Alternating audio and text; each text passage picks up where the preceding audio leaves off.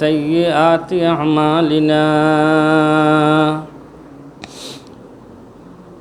من يهده الله فلا مضل له ومن يضلله فلا هادي له ونشهد أن لا إله إلا الله وحده لا شريك له ونشهد أن محمدًا عبده ورسوله صلى الله تعالى عليه وعلى آله وأصحابه وبارك وسلم تسليما كثيرا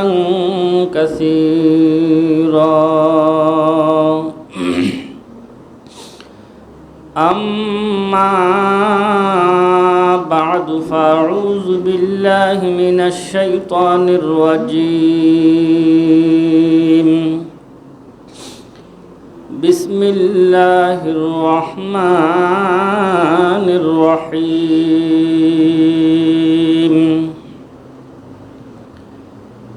إنا أنزلناه في ليلة القدر وما أدراك ما ليلة القدر ليلة القدر خير من 1000 شهر تنزل الملائكة والروح فيها بإذن ربهم من كل أمر سلام هي حتى مطلع الفجر وقال رسول الله صلى الله عليه وسلم من قام ليلة القدر إيمانا واحتسابا غفر له ما تقدم من ذنبه وقال رسول الله صلى الله عليه وسلم إذا كان ليلة القدر نزل جبريل في كبكبة من الملائكة يصلون على كل قائم قاعد يذكر الله عز وجل أو كما قال عليه الصلاة والسلام اللهم صل على محمد وعلى آل محمد كما صليت على إبراهيم وعلى آل إبراهيم إنك حميد مجيد اللهم بارك على محمد وعلى آل محمد كما باركت على إبراهيم وعلى آل إبراهيم إنك حميد مجيد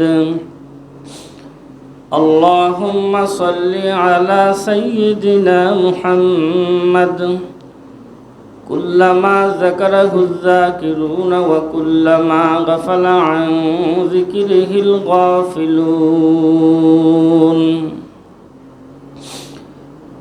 معزز محترم حضرات মুসল্লিয়ানে কেরাম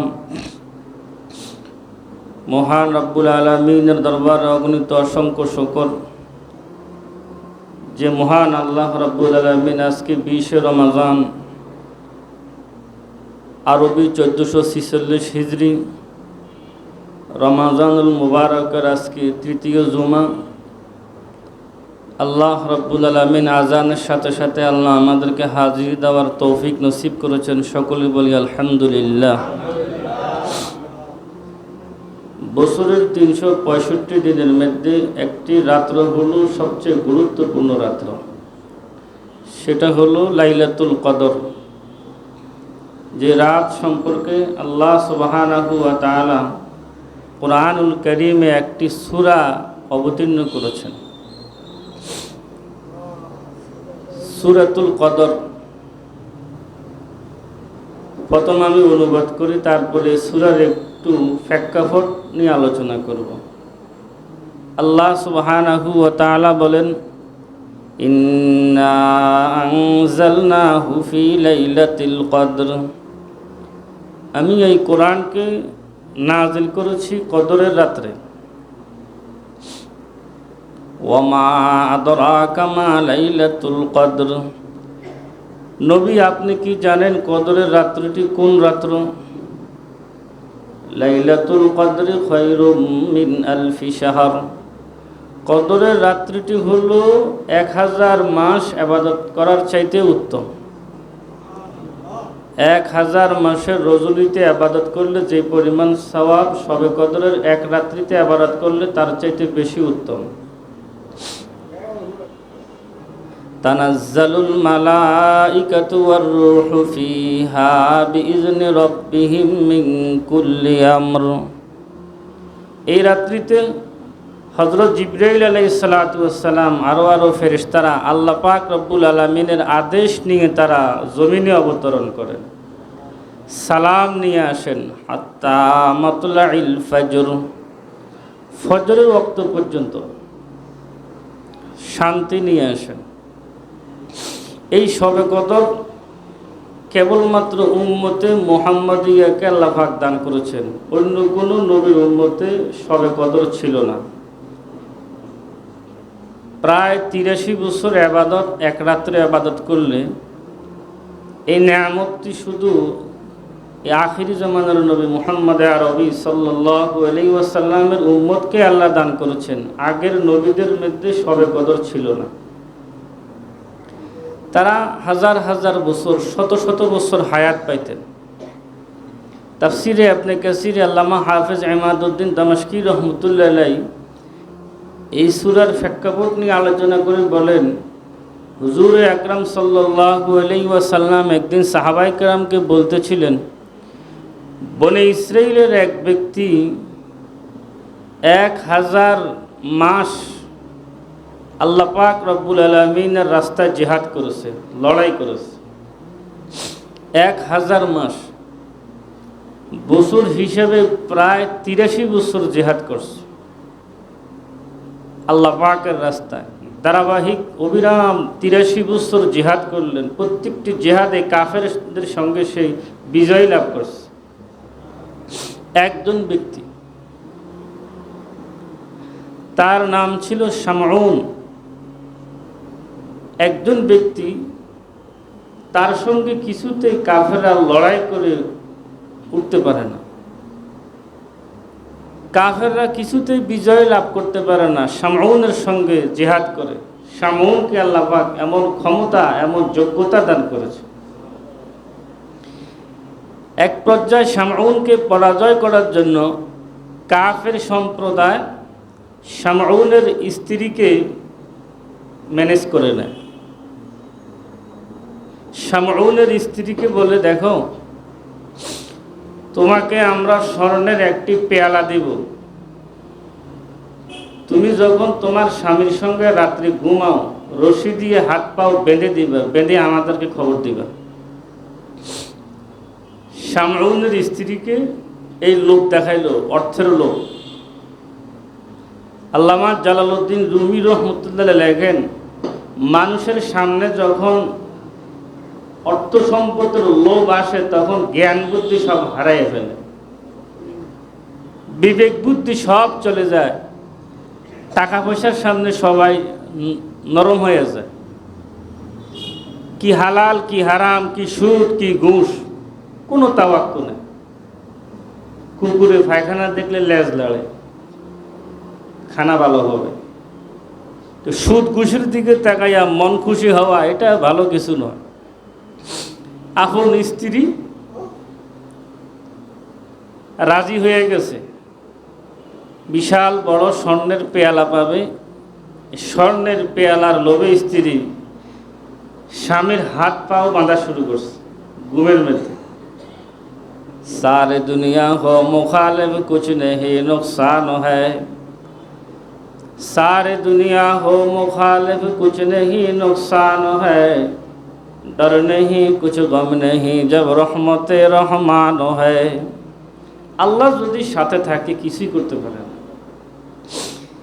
স্ত্রী হাত বাঁধতেছে, পাও বাঁধতেছে, এই সময় স্বামী জাগ্রত হয়ে বলতেছে তুমি কি করতেছ, তুমি কি করতেছ।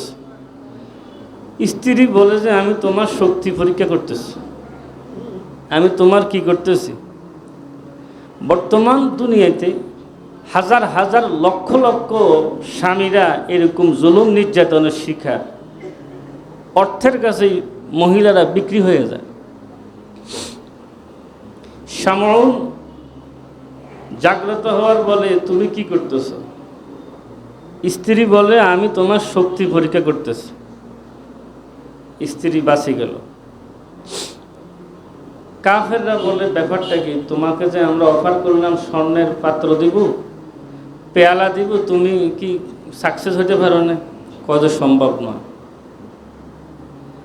ইবলিস শয়তান এসে কাফেরদেরকে বুদ্ধি দিল যে তোমরা গিয়ে শামউনের স্ত্রীকে বলো, শামউনের স্ত্রী শামউনকে বলবে যে এমন কোন জিনিস যেই জিনিসের কাছে তুমি কাবু হয়ে যাও, নত হয়ে যাও, সেটা বলো। শামউন বলেন আমার মাথার যে বাবলি চুল আছে, চুল দিয়ে যদি আমাকে বাঁধে তাহলে আমি ছুটতে পারবো না। আমাকে এখানে দুর্বল করতে পারবে, আর না পৃথিবীর কোনো শক্তি আমাকে দুর্বল করতে পারবে না, এটা শামউন বলে। স্ত্রী তাই করলে। মাথায় লম্বা লম্বা চুল ছিল, তাফসীরে কিতাবে লেখা, এই চুল দিয়া স্বামীর হাত পা বাঁধছে শামউনের। কাফেরদেরকে খবর দিলেন, কাফেররা এসে নিয়ে গেল। তাফসীরে কিতাবে লেখে কাফেররা শামউনের জবানটাকে কেটে দিয়েছে।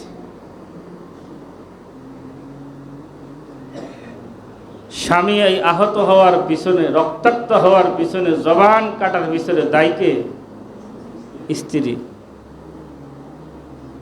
একটা দেশ চালান সহজ, মহিলা চালান কঠিন। মা বোন তোর ঠিক মতে চালাইতে হবে। জীবনের সঙ্গী আসলে জীবনের দুশ্মন হইয়া ঘুমাইতেছে, খবর নাই।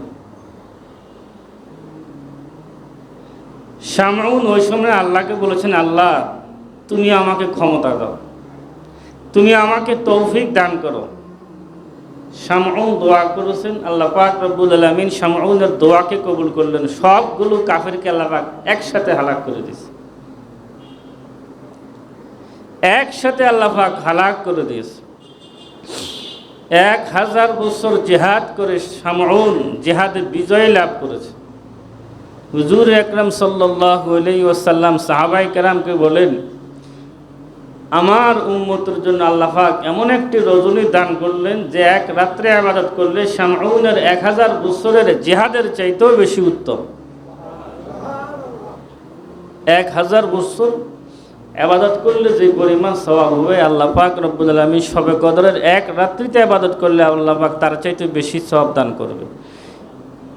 এর চাইতে কত বেশি দান করবে আল্লাহই ভালো জানেন। লাখ লাখ কোটি কোটি কত কোটি সেটা আল্লাহই ভালো জানেন। قال رسول الله صلى الله عليه وسلم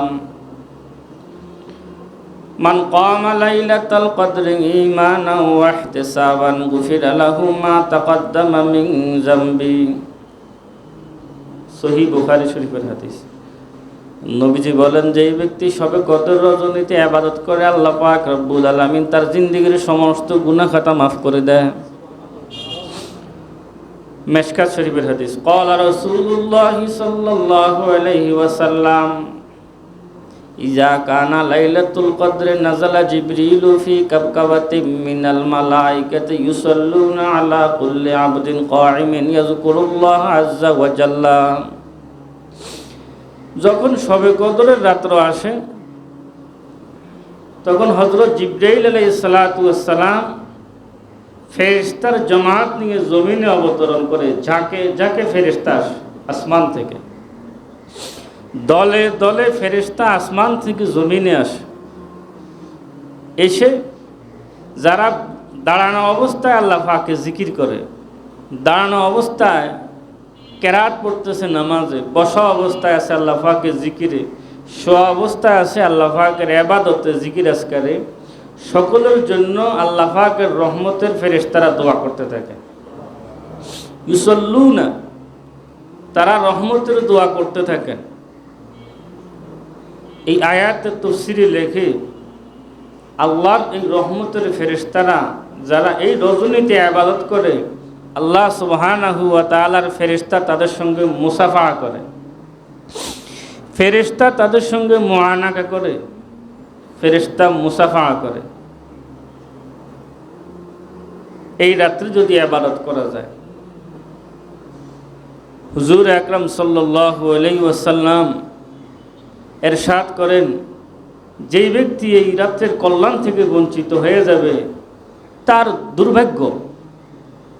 নবীজি নিজেও মসজিদে নববীতে সাহাবায়ে কেরাম ঘুমাইতেন, তাদেরকে ঘুম থেকে জাগ্রত করতেন যে শবে কদর রাত্রিতে ইবাদত করার জন্য, যে এক রাত্রে ইবাদত করলে ৮৩ বছর আল্লাহ পাক ইবাদত করার সওয়াব দান করবে।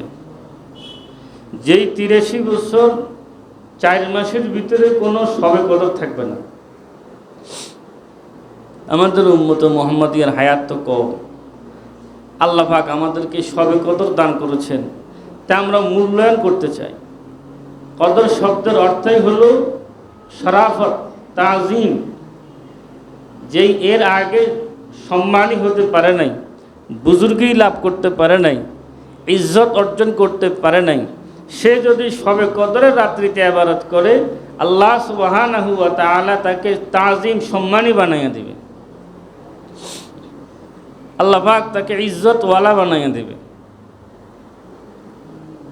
এই শবে কদর হুজুর আকরাম সাল্লাল্লাহু আলাইহি ওয়াসাল্লাম বলেন, বুখারী শরীফের রওয়ায়াত, এই শবে কদর তাহাররারু লাইলাতুল কদর, এই শবে কদরকে তোমরা তালাশ করো রমজানের শেষ বেজোড় 10 রাত্রির বেজোড় রাত্রিগুলোর মধ্যে, 21, 23, 25, 27, 29, রমজানের শেষ দশকের এই 5 বেজোড় রাত্রিতে শবে কদরকে অন্বেষণ করার কথা বলা হয়েছে।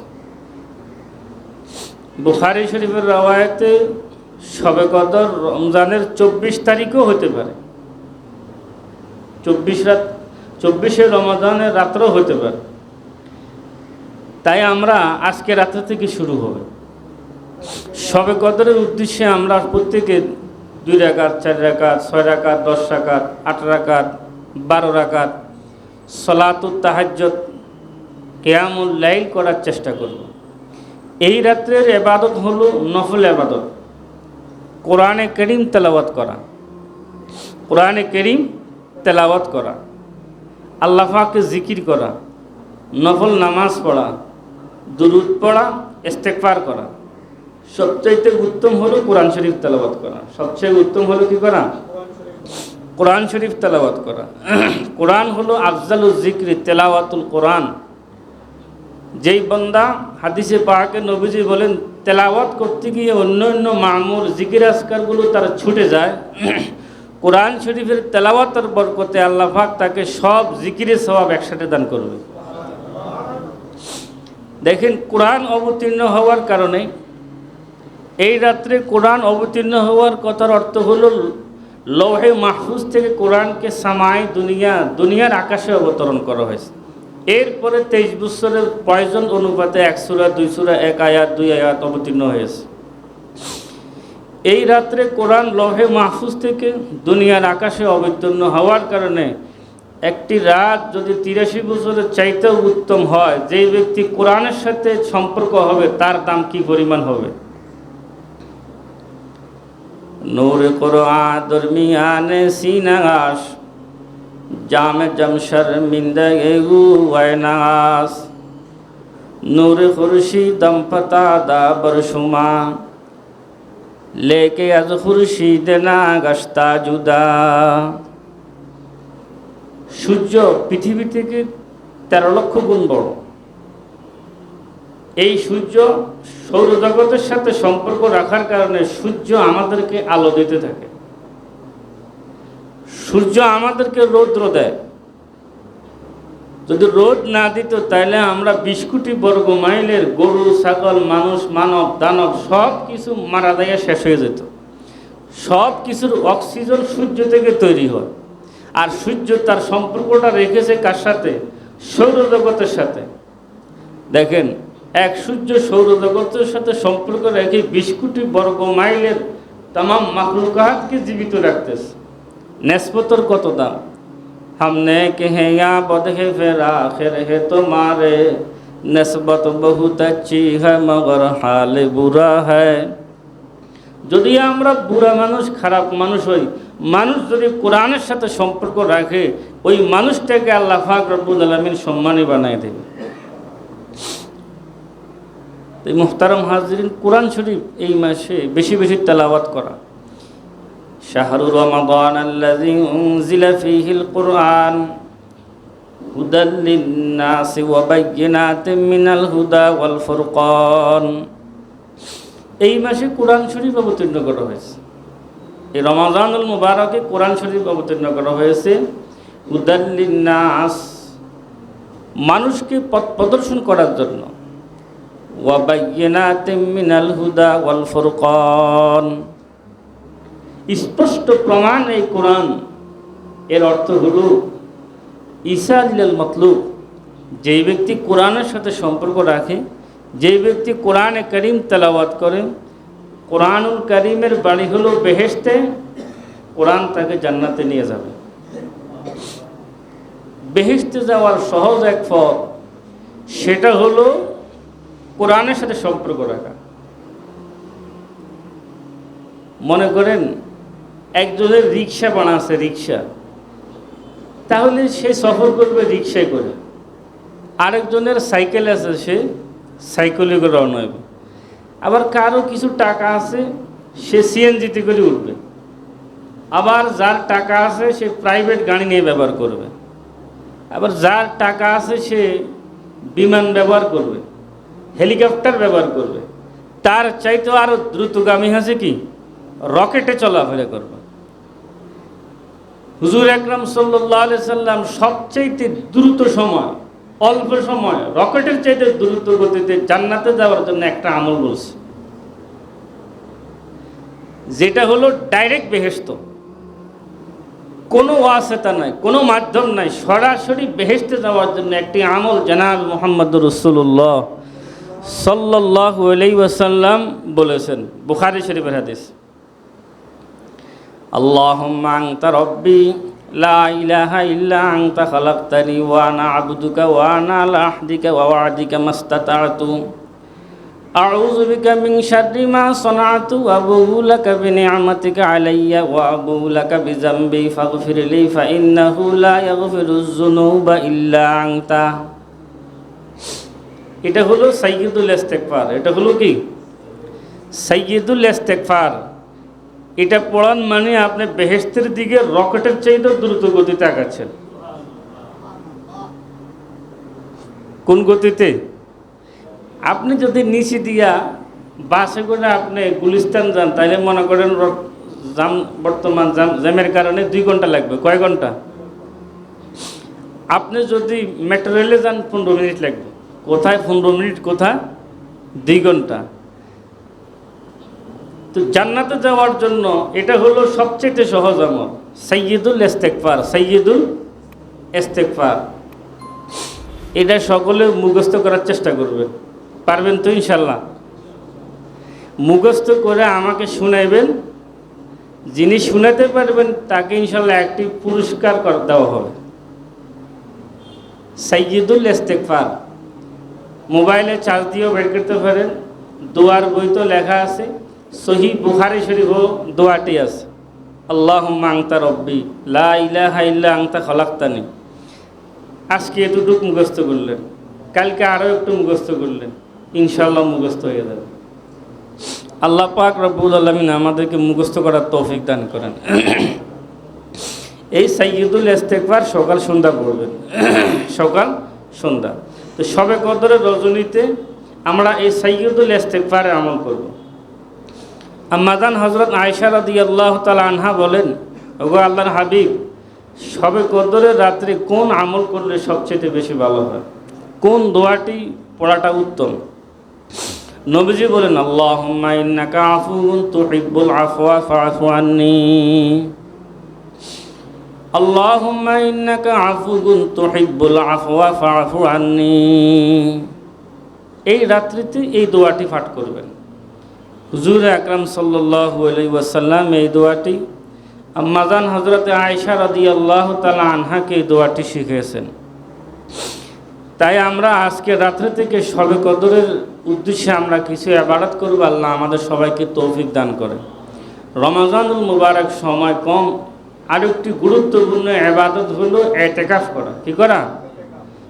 ইতিকাফ করা। রমজান মাসে যিনি ইতিকাফ করবে, হুজুর আকরাম সাল্লাল্লাহু আলাইহি ওয়াসাল্লাম ইরশাদ করেন, 24 ঘন্টা আল্লাহর ফেরেশতারা তার আমলনামার নেকি লিখতেই থাকে। ইতিকাফ। হুজুর আকরাম সাল্লাল্লাহু আলাইহি ওয়াসাল্লাম ইরশাদ করেন, যিনি আল্লাহকে রাজি খুশি করার জন্য, আল্লাহ পাকের রেজামন্দি অর্জনের জন্য আল্লাহর ঘরে একদিন ইতিকাফ করে, আল্লাহ পাক জাহান্নামকে তার থেকে 3 খন্দক দূরে সরায় নিয়ে যায়। 3 খন্দক জাহান্নামকে তার থেকে দূরে সরায় নিয়ে যায়। কথার অর্থ হলো, এক এক খন্দকের দূরত্ব হলো মা বাইনাস সামাওয়াতি ওয়াল আরদ, আসমান জমিনের যত দূরত্ব, এত দূরত্ব। ইতিকাফের এত ফজিলত। অর্থাৎ আল্লাহ পাক তাকে বেহেশত দান করে। আল্লাহ পাক তাকে কি দান করে? জান্নাত দান করে। তাই যারা আমরা এই রমজানুল মুবারকে আমরা ইতিকাফ করার চেষ্টা করব। ইতিকাফে আমাদের মুতাল্লি সাহেবের নাতি নিলয়, তিনি ইতিকাফে বসবেন। আরও যদি তার সাথে কেউ বসতে চান, ইনশাল্লাহ বলবেন। হুজুর আকরাম সাল্লাল্লাহু আলাইহি সাল্লাম বলেন, আহাব্বুল বিলাদি ইলাল্লাহি মাসাজিদুহা ওয়া আবগাদুল বিলাদি ইলাল্লাহি আসওয়াকুহা। আল্লাহর নিকট সবচেয়ে প্রিয় জায়গা হলো মসজিদ, আর সবচেয়ে খারাপ জায়গা কি? বাজার।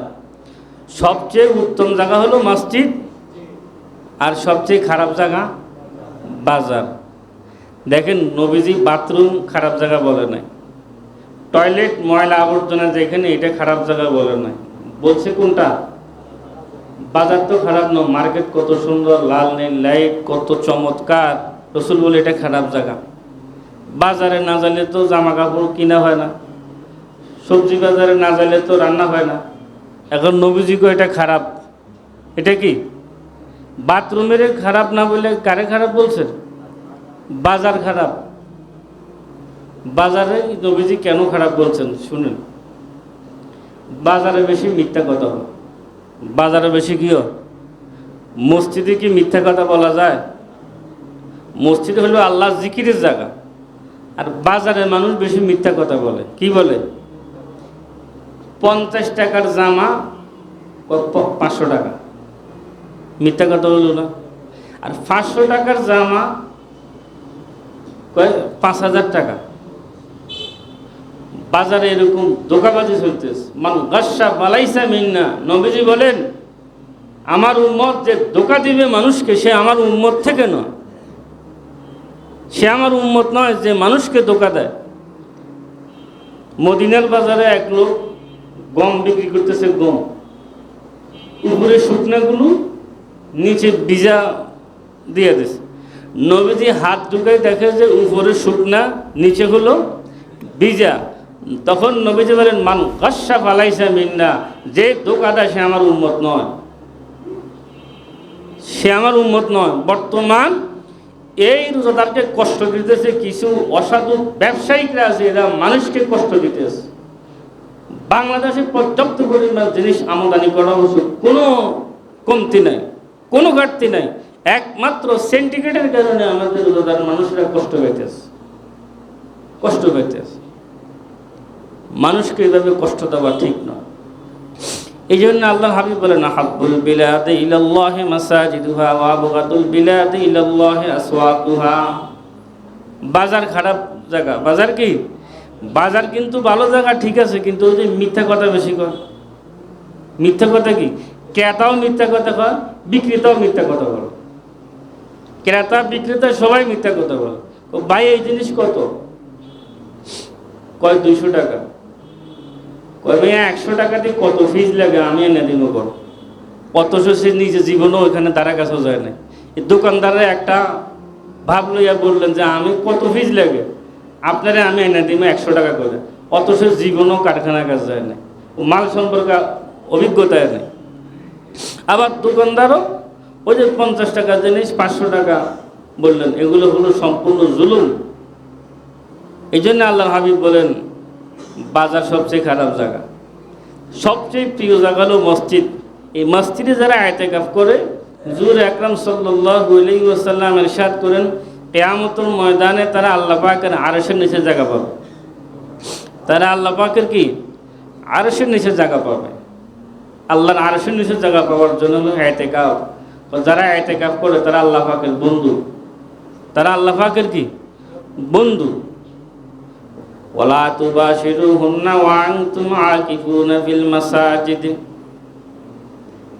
আল্লাহ পাক বলেন ওয়ালা তুবাশিরুহুন্না ওয়া আনতুম আকিফুনা ফিল মাসাজিদ। স্ত্রীর সাথে তোমরা সহবাস মিলামিশা করবে না যখন তোমরা মসজিদে ইতিকাফ অবস্থায় থাকো। মসজিদে থাকা অবস্থায় বেগম সাহেবের সাথে মোবাইলে কথা বলা যাবে বা বাইরে থেকে কথা বলা যাবে, প্রয়োজন মতো কিছু আপনাকে দিয়ে যেতে পারবে। আল্লাহ পাক বলেন ওয়ান্তুম আকিফুনা ফিল মাসাজিদ। আকিফুনার সালাত যখন ফি আসে, মুফাসসিরিনে কেরাম তাফসীরের কিতাবে লেখেন নফস শয়তানকে কন্ট্রোল করার জন্য সর্বোত্তম মাধ্যম হলো ইতিকাফ। ইতিকাফ থাকলে শয়তানের ওয়াসওয়াসা, শয়তানের ধোঁকা থেকে আল্লাহ পাক হেফাজত করে, ইবলিসের ধোঁকা থেকে আল্লাহ পাক হেফাজত করে। আর এই উম্মতে মুহাম্মাদিয়ার একটি বৈশিষ্ট্য তো আল্লাহ পাক দান করেছেন। নবীজি বলেন ওয়াসুফিদাতি শায়াতিন, রমজান মাসে শয়তানকে শিকলে আবদ্ধ করে রাখে। রমাদানুল মুবারকে আল্লাহ পাক শয়তানকে শিকলের মধ্যে আবদ্ধ করে রাখে। তারপরেও তো দেখা যায় অনেক মানুষ রমজান মাসে ওপেন রাস্তাঘাটে খাওয়া দাওয়া করতেছে, বিড়ি সিগারেট খাইতেছে, এমনকি মহিলারা পর্যন্ত মানুষের সামনে খাইতেছে। এই মানুষগুলোর শয়তানকে আল্লাহ বাঁধে নাই কন্ত? আল্লাহ রসুলের কোথা থেকে মিথ্যে হতে পারে? শয়তানকে যদি শিকলে আবদ্ধ করে থাকে, তাহলে এই মানুষগুলো হোটেলের মধ্যে কেন খাইতেছে? এদের শয়তানগুলো কিন্তু আল্লাহ বাঁধছে। আল্লাহর হাবিবের কথা সঠিক, তারপরেও এই লোকগুলো কেন রোজা রাখতে পারতেছে না? ওই 11 মাস ইবলিস শয়তানের ধোঁকায় পড়ে গুনাহ করতে করতে কলবটা দাগি হয়ে গেছে, আমল নামা খারাপ হয়ে গেছে, অসুস্থ রূহ। এখন এটা ইবাদতের শক্তি পায় না, রোজা রাখার শক্তি পায় না। এই বছর রমজান তাপমাত্রা কত কম, পানি শূন্যতা নাই, পিপাসা কম, আলহামদুলিল্লাহ কতবার। তারপরেও এই বেরোজগারি আর নাস্তিকেরা বলে আল্লাহ পাক এই রোজাটা দিয়ে মানুষের উপরে একটা অত্যাচার করছে। নাউজুবিল্লাহ, আল্লাহ পাক এই সমস্ত নাস্তিককে আল্লাহ পাক হেদায়েত দান করে, হেদায়েত দান করে। এখন একটা মানুষ যদি নাকি অসুস্থ হয়, ঘন্টায় 10 বার বাথরুমে যায়, 10 বার বমি করে, এই লোকে কি কাজ করতে পারবো? যে লোকটা ঘন্টায় 10 বার পাতলা পায়খানা করে, 10 বার মুখে বমি করে, এই লোকের এখন দিতে হবে স্যালাইন। এই লোকের যদি এখন মুখে দিয়ে আপনি কাশি ফলাও বিরিয়ানি মুখে খান, ওর অবস্থা কী হবে গঞ্জায়? পাতলা পায়খানার ঘন্টায় 10 বার রুগীরে বিরিয়ানি ফলাও কোরমা দিলে কি অবস্থা? এগুলো তো ভালো জিনিস, খাবে কেন? খাইতে পারতেছে না কেন? পেট এখনো ভালো হয় না। কি ভালো হয় নাই? পেট ভালো না হওয়ার কারণে এখন বিরিয়ানি কাশি কিছুই তার ভালো লাগতেছে না। এগুলোর স্বাদ লাগবে, মজা লাগবে যদি পায়খানা ঠিক হয়ে যায়, বমি বন্ধ হয়, পায়খানা শক্ত হয়, পেট ভালো হয়, তখন ভালো লাগবে। আল্লাহর ইবাদত, নামাজ, রোজা, জিকির আজকার তখন ভালো লাগবে যখন কলব থেকে গুনার দাগটাকে উঠানো যায়। এই গুনার দাগ উঠানোর রাত হলো সবে কদর। দরগাহে মা দরগাহে না উমিদি নিস্ত, সদবার আগার তওবা শেকাস্তি বাজওয়া। আরে মূর্তি পূজা করলেও এই রাত্রে ইবাদত করলে আল্লাহর কাছে ক্ষমা চাইলে আমার আল্লাহ মাফ করে দেয়, আল্লাহ পাক ক্ষমা করে দেয়। আল্লাহ পাক রব্বুল আলামিন আমাদের সবাইকে আমল করার তৌফিক দান করেন। শবে কদরের নিয়তে আল্লাহ আমাদের সবাইকে ইবাদত করার তৌফিক দান করেন।